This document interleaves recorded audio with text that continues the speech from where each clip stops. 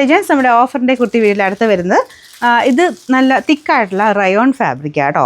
ഇത് അടുത്ത സൈസ് എടുക്കേണ്ടി വരും. നല്ല ഭംഗിയുള്ള ഫ്ലോറൽ ഡിസൈനാണ്. കളറും ഭയങ്കര ഒരു നല്ല വെറൈറ്റി കളറാണ്. അപ്പോൾ അതിൽ തന്നെ ഒരു ബിസ്ക്കറ്റ് ടൈപ്പ് ഷെയ്ഡ്.